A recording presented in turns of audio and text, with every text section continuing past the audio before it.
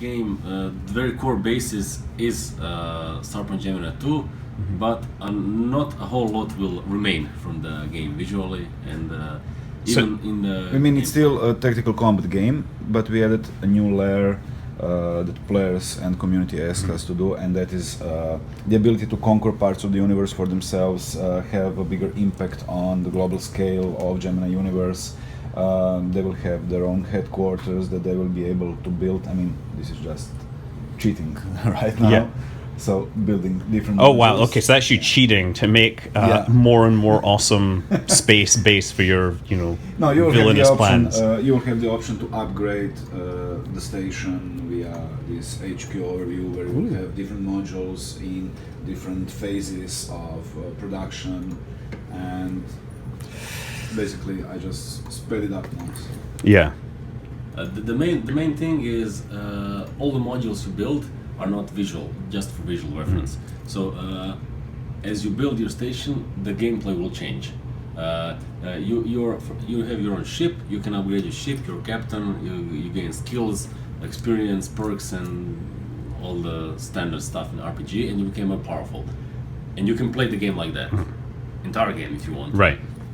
If you, however, build and upgrade your station with, say, shipyards or trade hubs, mining facilities, and research centers, then you can research your own technology, create your own ship design, build your own ships, not buy them somewhere, and you can assign fleets. You have command centers, you can assign fleets. So you have multiple fleets, and you can do several things at the same time in the universe, and it changes the gameplay. You can play without that, but it's not that easy. So I mean, it sounded to me like almost like a single player EVE Online.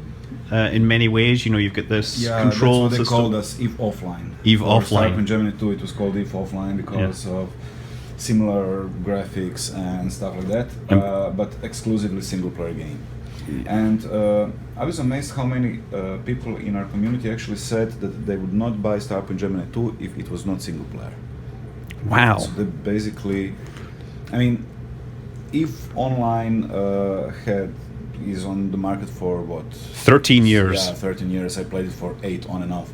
And to compete with them, to compete with CCP, which is a great, huge team, I think we were able to offer something else, something different. We can say it's EVE Offline, but it's not. I mean, it's much more than that. It's different in many ways, and it offers a different experience. It's more the direct dynamic combat. Right. Yeah. All the parts of the mechanics say that you have in perhaps even Elite. The main parts are here, but it's not the same game. Elite has it on. It made many things on much higher scale, much more detailed. They gave more emphasis on certain parts. We are more light version. Right. So I mean, you're going to have the same Starpoint Gemini, mechanics for combat and everything, but you've now added a whole extra. Mechanics that existed in the second game will be here. They'll still be in there, right? So you can still choose to be a solo player and fly around. You don't need to get into the station building if you don't want to. It's going to be much harder because Okay. you'll have to take on entire factions, and if you can conquer entire faction by yourself, it won't be impossible. It's not going to be easy, definitely. So it's very hard to do. Right. But And the process of capturing different regions will be that, let's say for this region, when you start capturing the region and finish capturing the region, your sigil will become visible here, and that means that you currently hold the whole region.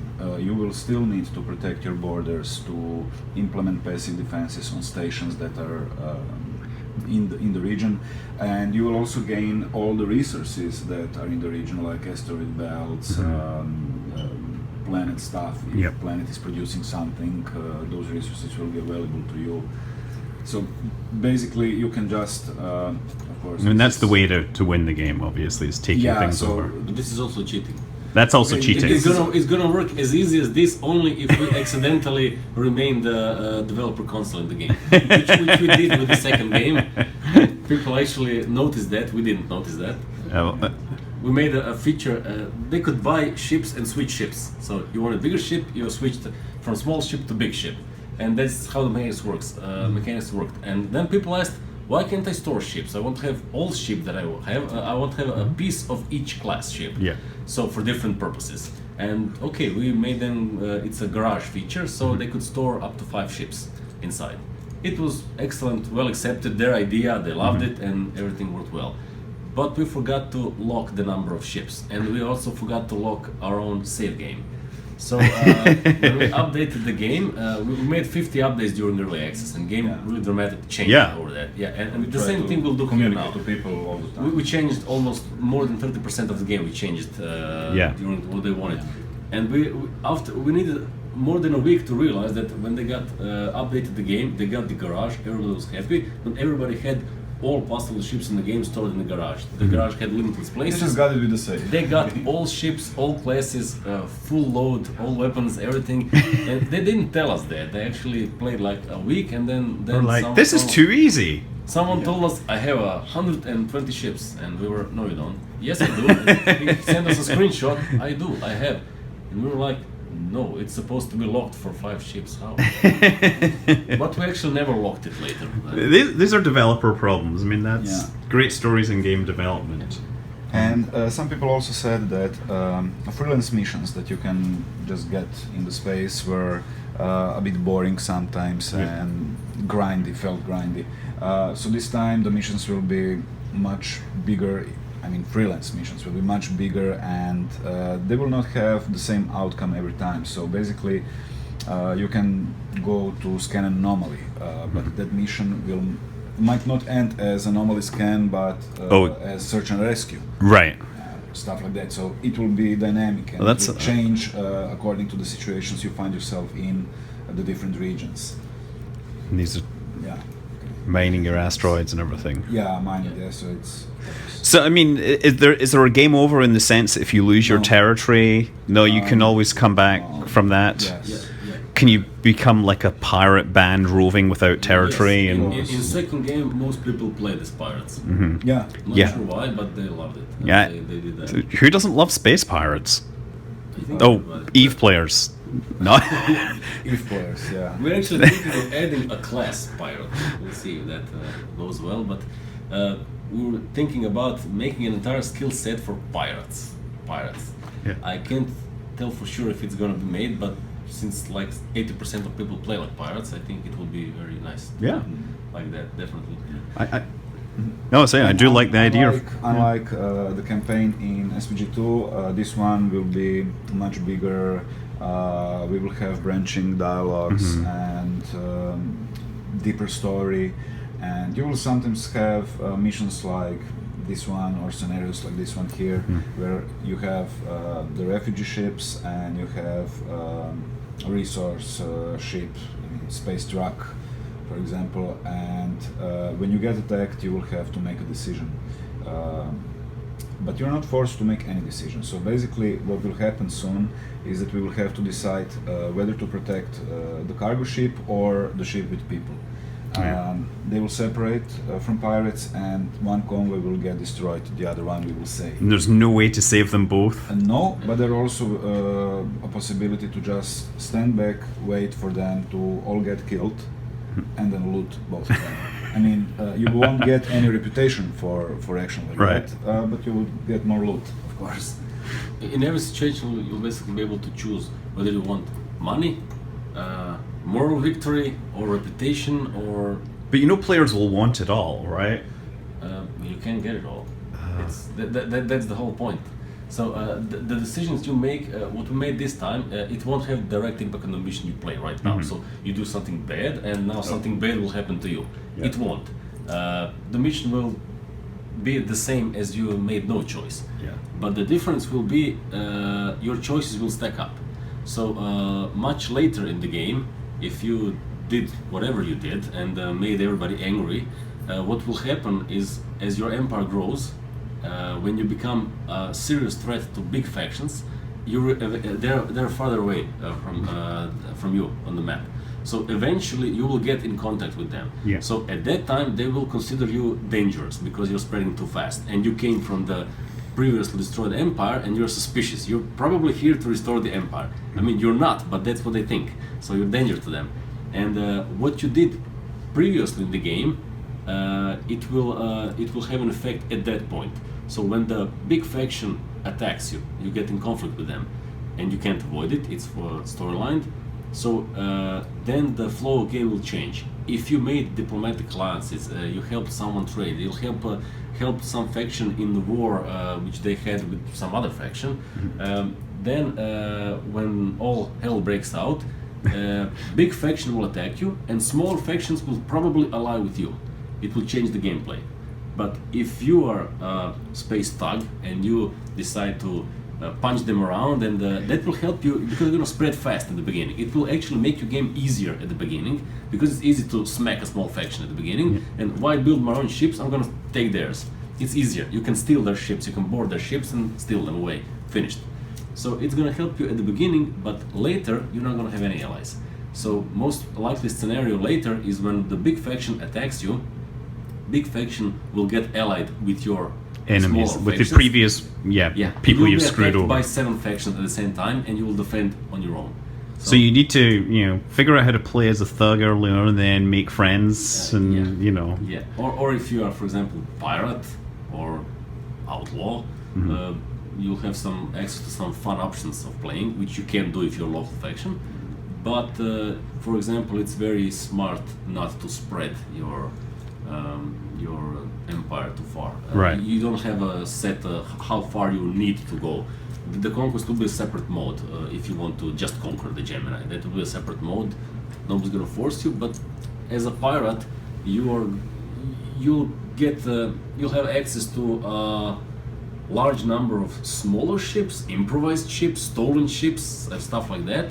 But it's not a compact military power. So if you spread too thin and you get attacked by organized military faction with your rogue armada, you're not gonna have a lot of chance because ships that will attack you will be bigger, better equipped, technically more advanced. You'll have numbers, but not. I'm not sure if you mentioned all ships in Starpoint Gemini 2 were capital ships, and it will stay like that also here in Warlords. And also we had like 75 different ship designs for Starpoint Gemini 2, and we will have more than 90 in Warlords. Wow. And also, since when you upgrade your headquarters and start building your ships, those ships won't be available to purchase on any other station because it's your proprietary this ship design. So it will be just your faction-related ships.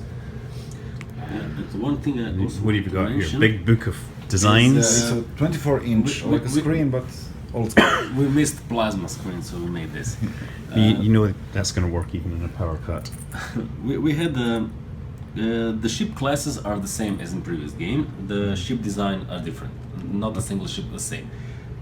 One thing that the community really asked us to do is to change the size, the scale. They said that a ship with 20 crew member gunship and a battleship that has 200-300, they're not sufficiently different in size. So this is what we did this time. Okay. And I hope that's gonna be sufficient this time. So this is the gunship. It has about 20 crew. Yep. And this is Proxima that has like 2,000. So gunship is like a breadcrumb for this one. And these things will fly around inside the same Yeah. scene. Yeah. Yeah. Except to build this, you'll have to loot like half of the galaxy. So when you build a fleet, it's gonna be very easy to build a fleet of gunships. It's that cheap. You can build very fast a large number of gunships and assemble a fleet of gunships. But if you want a fleet of this, you're gonna need a few more galaxies than this one. So it's not gonna be easy. But it's going to be very powerful, of course. However, what we tried to do, and we expanded that from the previous game, is that every ship class will have some advantages. So, for example, this ship is big, mighty, powerful, looks intimidating, and everything that needs to do Looks this very ship class. Peter Elson. Yeah, it has a hangar base, it can deploy fighters, it can do a lot of destruction. But, for example, it cannot be cloaked. So if you Makes complete sense. yeah. So if you get like hiding the elephant. if you get a mission where you have to steal something from deep within Don't use the enemy giant region, warship. Yeah. then you can use some smaller ship. Or, So I mean, if you're playing it strategically, you'll still find that there's missions to bust in and steal something super yeah. secret style. yeah, definitely. I mean, you can just destroy everybody and take it, but it's usually far in the enemy background. In enemy territory. It's not easy to get there. So with small ship, maybe you can dodge your way there, but maybe not. Right. I mean, so can you delegate these missions to other, commanders or whatever, or are you going to be leading all of these? No, that's the thing we try to do here. So the direct tactical combat was very well accepted in the previous game. We didn't want to lose that now. So what we did is, once you get access to fleets, but you need to upgrade your headquarters and become famous first. But once you get your fleets, you will assign commanders to your fleets. So commanders will level up, gain skills, and it will combine with the ships you gave them in the fleet. Will have an overall effectiveness of the fleet, and you can delegate missions to your separate fleets. However, if you send a fleet to any mission, defense, attack, whatever kind of mission, and you decide you want to take part, literally, so you want dynamic combat in real time yourself, you just need to go there during the battle. So then you will be part of the mission in real time, and you will issue main commands to. You'll be parts of the issuing fleet level strategy, right? Something like that, and they will follow your lead. If you're not there with them, they're gonna do the do their mission, own thing. but they're gonna be governed by the statistics of their commander, and maybe they fail, maybe they succeed. So you don't have to do everything on yourself, and you're gonna have several types of fleets. Not all fleets will be combat fleets. Yeah, right. So you have mining fleets and specialized ships that will do better with mining, earn you money, earn you resources. But, I mean, you can send mining fleets to attack, but it's going to be ridiculous. That would be a really bad plan unless you're trying to troll your Definitely. enemy. I mean, it does happen in other games. Basically, we're proud that we were able to implement features that community asked us in SPG2, like they wanted a bigger universe. This will be 9 times bigger universe, so much more to explore. And we already have people in our community. Usually, those guys are mature players that all started like us with Elite on. Right, on or 8-bit systems, yeah. Yeah, and freelancer. Guilty as charged. Me too. We got that poll somewhere. We noticed when we started with our previous early access that discussion, there were like thousands of threads of discussions, boards, and everything, and we noticed that entire debate is, I don't know what word to use, civilized. And it was quite interesting, and the suggestions were proper suggestions, not something like, oh, make me an FPS on the planet and add it to this game. Yeah. So something impossible for us, at least. Right. There are projects that actually will do that. I wish we'll get there one day, but one day, step at a time. But the propositions were good, and sometimes people actually made us half of the solutions. They actually programmed half of the things and gave us that. Just do that. This is half done. Do that, and we added in the game, and that cooperation worked well. And later we found out that our average player had like 36 to 40 years, and okay, we understood. Okay, you're they saw Star Wars when they were a kid, and now they just want to fly spaceships when they grow up. So, that's excellent. It's very nice communicating with them. So. Yeah. And we have people with 2,000 or 3,000 hours in game already in SPG2. So Wow. Warlords, which will be 9 times bigger. I don't know. We'll set new records, I hope. Yeah, this looks that as stop them playing is our CTD. Yeah. yes. Occasionally it is. We try to make them. So I mean, yes. In terms of platforms, it's Windows. Anything else at this point? The game will definitely be released. Primary platform is PC, definitely, Right. and the game is designed for PC. Obviously. Second platform will be Xbox. Okay. It will be released on Xbox, definitely. The second game was released on Xbox and pretty well accepted. And there is a slight chance of PlayStation 4, but that's not sure because we need to reprogram entire game. It's our engine. It's Oh, very so it's your complex. own engine. It's not like taking, Yeah, it's our own proprietary. Yeah, it's maybe. But And so it's easy to get it on Xbox One because they're much closer than PlayStation. easier, definitely easier. Yeah. Yes, and the control system will be And we're not likely to see on Linux, so probably not probably not. Yeah, understand. for now. For now. Spread. Unless it's a massive, massive, massive success that everyone buys millions of copies of, in which case. But it all depends on visibility. I mean, the fans that we have really love the game, so very positive reviews on Steam, on Xbox. But our biggest fan, for example, bought the game by accident. Yeah, He today he calls it his favorite misclick. he actually bought the game by chance, and then as he bought it, okay, I'm gonna see what that is. And then played it a little bit, and the guy is actually almost working with us now. So Okay, well, I gotta know what I'm game playing did he... Elite with him. I mean, Oh, right. What game did he try to buy then? not sure. You don't know? Not sure. I don't think even he remembers it anymore because he was searching for something and saw this Starpoint Gemini 2 early access. It was, I think, day one. Day one, Release. okay. He said that the capture looked similar to what he wanted. And there were no refunds back Refunds then, at and the then when he clicked, it was damn. Oh, well. Nothing I can do now. So And we are Miracles trying, happen. We are trying to have that personal approach to our community. I mean, I, as a community manager, literally live on Steam forums, official forums, Good Old Games forums, Xbox, and we are trying to be friendly to people because their ideas are fantastic. I mean, as Mario said, we trashed some of our own planned features in SPG2 just to make room to implement their ideas. Yeah. But he was rewarded. This is what they got. Oh. So all the community members that were with us for an entire year of early access actually got their own characters in game, literally themselves. So Fantastic. they send us our pictures, their pictures, and then we created characters based recognizable on them. One, not all of them. One sent the picture of his wife and said, I'm not, what do you think, that I will hunt myself down in the universe and kill myself? No, here's my wife, take her picture. The special characters are actually unique characters. That they are like bosses, something like that. So they have special ships. They can be seen on map. You need to find clues where they are hiding, and then you need to search them. There are bounties on them, and then you can if you destroy them, then you get a large bounty, special technology, and everything. And that guy wanted to hunt his wife, so he and he told us we can make her look like a beast, and he wants to hunt it down. The other one, the guy that had that misclicked the game, he was actually very sad when he eventually found himself in the game. He was very enthusiastic, but then he realized after searching for myself for 2 weeks, it was actually quite a sad thing to kill myself. It was strange, so he didn't want to. He just left.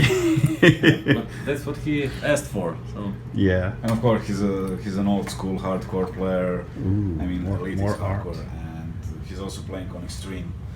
Starpoint Gemini 2, one of the guys that are playing on Extreme, and they even want us to make the Warlords even harder than Extreme difficulty on SPG2. I think it's great that you guys have continued to work on Starpoint Gemini, because there's definitely been, huge improvements between the first iteration and the second game, and now you're clearly taking this to the next level. Yeah. Well, we're also learning still. Yeah, of course. The team is getting bigger. On Warlords, it will be the first time that each team member will not do 15 different things. So that's a huge improvement. That's also very good for us. I mean, the base, our intention will be pretty the same as the previous game. We're gonna try to maximize communication community and see what they. This entire game is actually made what they wanted. The suggestions that couldn't be added to the second game. Right. So That's the reason why this what they is wanted. And Warlords. we'll try to. We estimate we'll be in the early access at least for 8 to 10 months. And there'll be a lot of iteration. Yeah. But this time we're gonna communication. plan for that. With the previous game, we planned for 3 months early access, and we changed so much the game, and we didn't expect so much iterations and the ideas. So we actually accidentally left for over a year in early access. But the this feedback time was we're fantastic. counting on that. Yeah. We'll change whatever needs to be changed. Let's see. Yeah. Fun things can come out of it. I'm sure, yeah. I mean, seen a lot of games really improved by the early access experience. Do you ever worry that because you're dealing with early access fans that you're perhaps making the game for them and it becomes too hard for the more casual gamers? Do you keep? Yes, there is such worry, but in our case, sometimes the suggestions were actually opposite to that. For example, in the first game, not previous to this one, but literally the first game, old Starpoint Gemini 1, we had a very complicated mechanics on targeting. We had a schematics with detailed parts of the enemy ship. You could target, sub-target, sub-target, sub-target, and it was very complicated. And we actually loved it. It was very hardcore. And players actually asked us to just take it down a little bit. It's too much. They don't need so much complications. And it was actually made a little bit more simple in this game, in the previous game. And also an option called automatic fire. So that applies only to light weapons, but when you're in battle, when you're attacked by 20 ships all around you, it's in 3D, it's a bit strange movement, so you need to adjust to that. They wanted us to, since you have a crew, the ability to order your tactical officer to take command of your light weapons and then target, focus everything on one target or on different targets or on closest target or whatever. Like in Star Trek. Right. That feature, for example, we didn't plan to add at all. We wanted it to be hardcore, everything is done by yourself. And auto-fire mode was done because they asked for it. So they're not always asking complicated things. Many times they do, but not always. Sometimes they actually help us simplify a little bit the thing. Okay. But they definitely know what they want to play. Yeah. So. Well, I think this is I think we're getting near the end here, so we'll just wrap The up. leaps that we are making with these games are huge, but they wouldn't be that huge if not for the fantastic feedback that we received. I mean, the community is. I read early in the early access. I was reading and writing like hundreds, thousands of posts every day. And what I expected actually was something I saw on many other games. Not all. Some games have awesome communities as well. But I expected if you like it, you're gonna say it's excellent, goodbye. If you don't like it, you say it's crap, pardon my French, and nothing will happen. In this case, we had most people actually, if they didn't like it, of course many people didn't like it, they said I don't like it, and then they left a post of half a page saying what he didn't like and why. Yeah. So it's helpful actually. So everybody who trusts us actually helped us because he was very useful. You're he took his responsive. time and said what he didn't like. Some of them returned later and said, "Whoa, we changed this. Awesome. Yeah. Now I like it." Some didn't, but it's useful feedback, even if you don't like it. There are not that many of them, but almost all of them are constructive criticism. And that's just, you think, because the audience is... I personally thank every of those people, regardless of it's a positive or negative review. Thank you for sharing this with us, because if you say it's a good game, it's fantastic, thank you, it means a lot to us. But tell me also what you disliked about the game, so we can improve on that, so we can change that.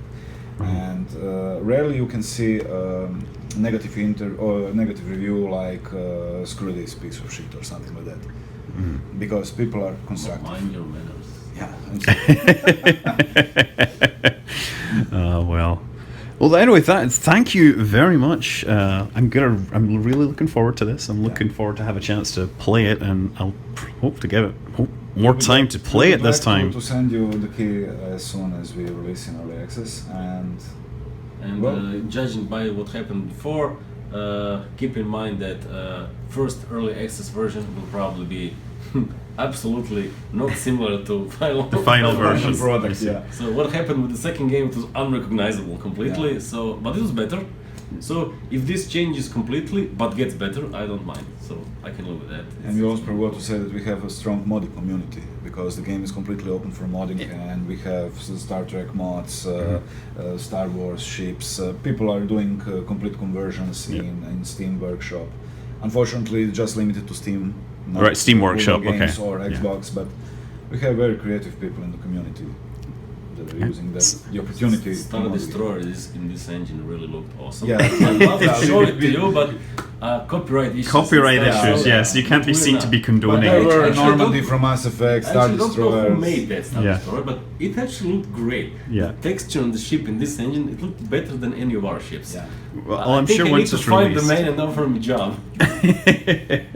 Well, thank you. Yeah. Thanks very Thank much. you for Uh, finding some time Starpoint Gemini Warlords coming out soon, Yeah. sometime.